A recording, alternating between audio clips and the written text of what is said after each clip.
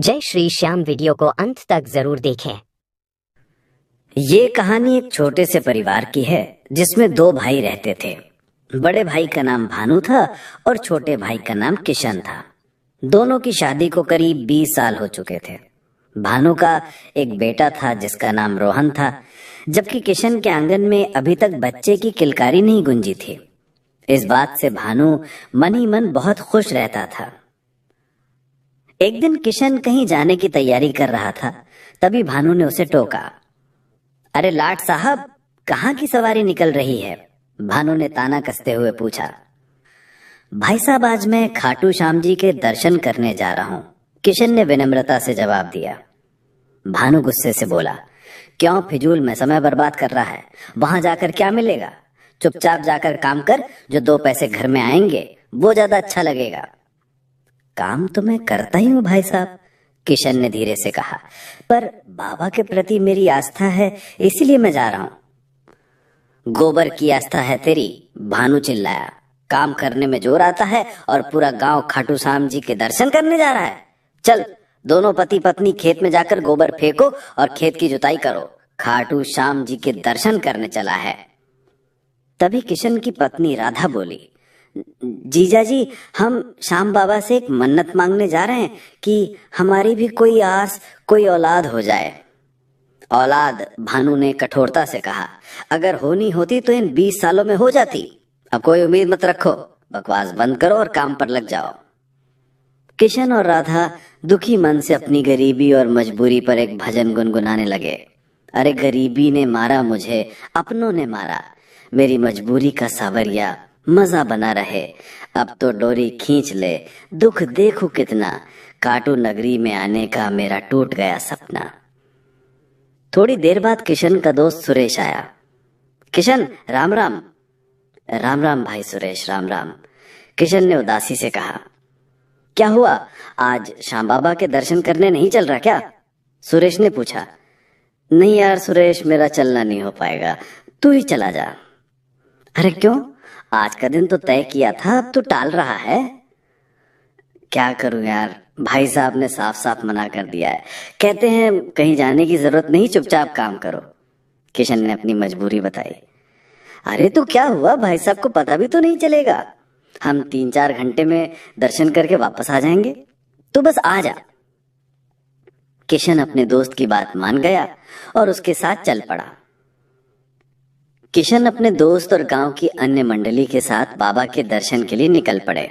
वे बाबा की ध्वजा लिए हुए जय जय करते हुए भक्ति भाव से बाबा के दर्शन करने जा रहे थे।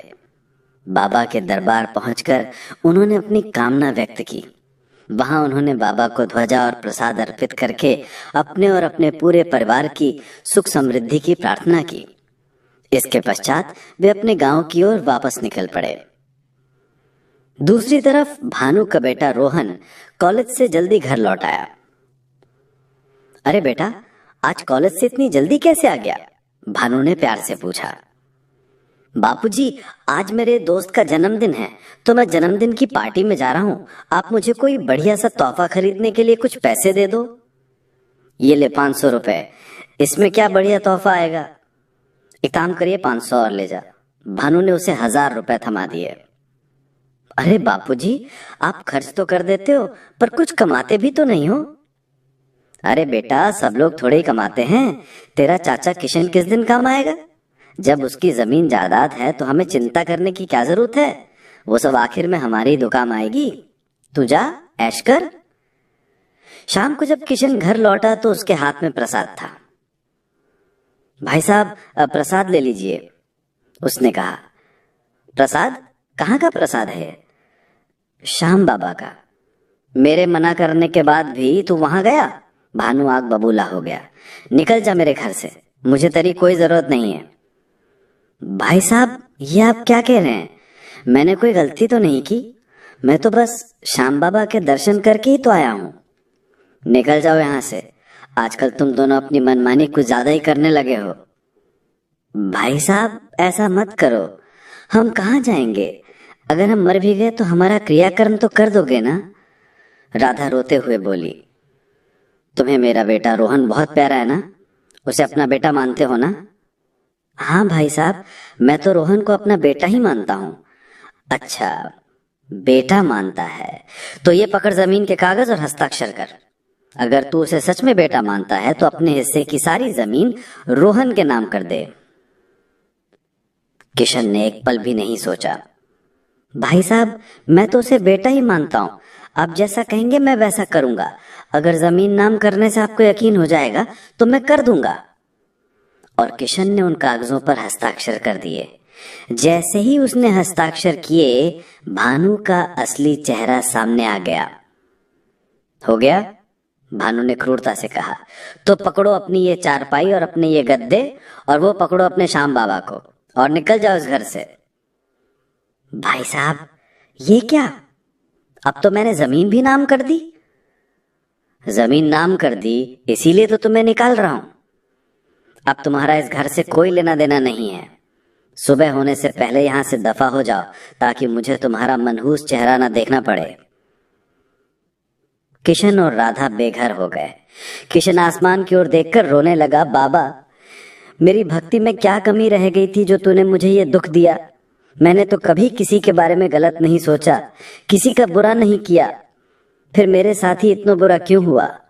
पहले एक ही दुख था कि औलाद नहीं है, पर अब तो भाई साहब ने भी हमें घर से निकाल दिया। अब इस दुनिया में हम कहाँ जाएंगे?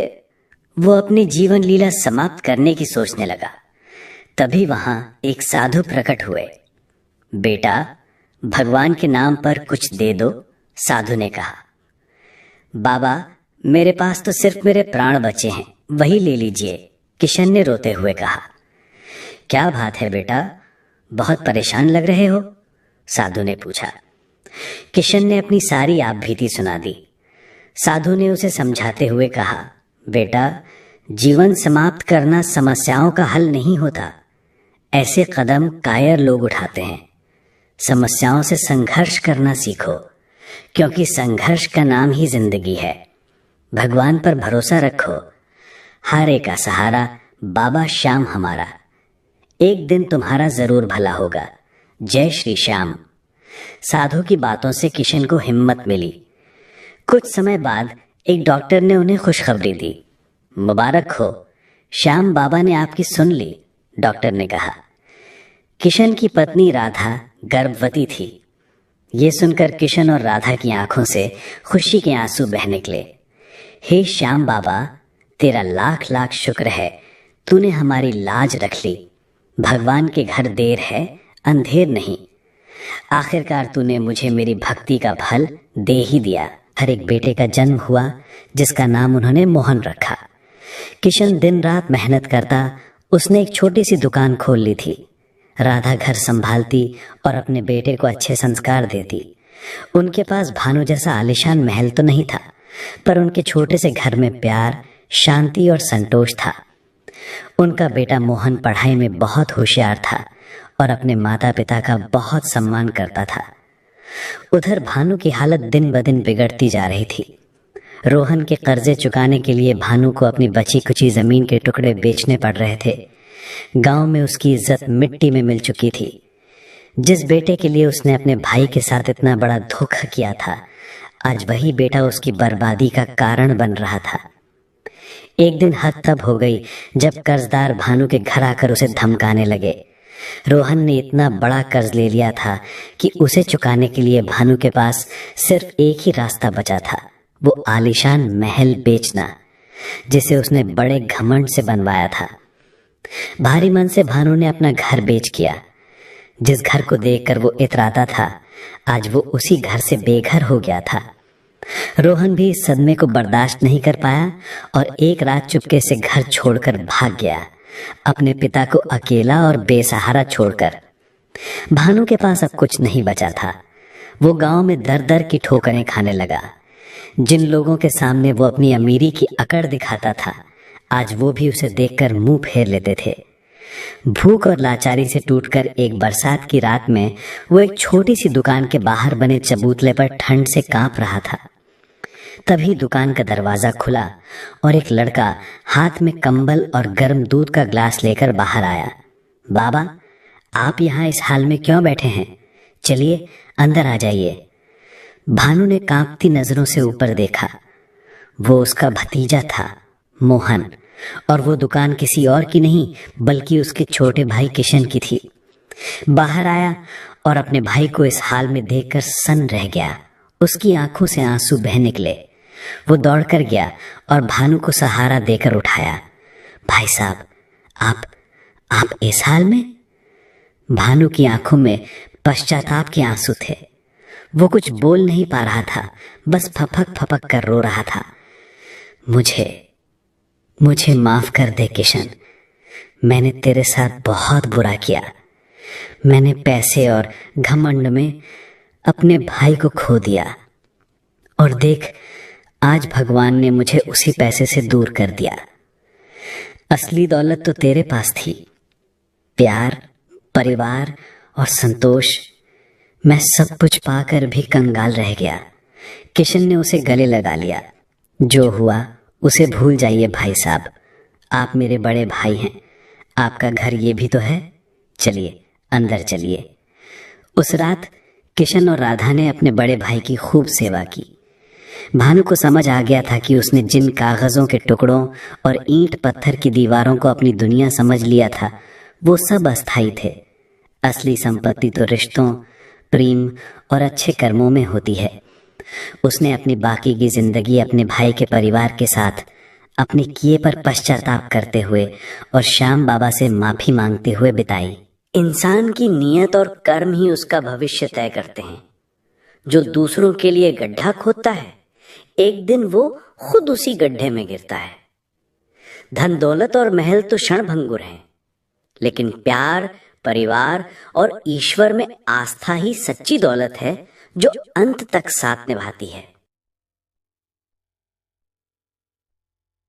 अगर आपको ये भक्ति कथा पसंद आई हो तो कृपया वीडियो को लाइक करें, शेयर करें और चैनल को सब्सक्राइब जरूर करें। नीचे कमेंट करें, जय श्री श्याम, यदि आप श्याम जी में आस्था रखते हैं।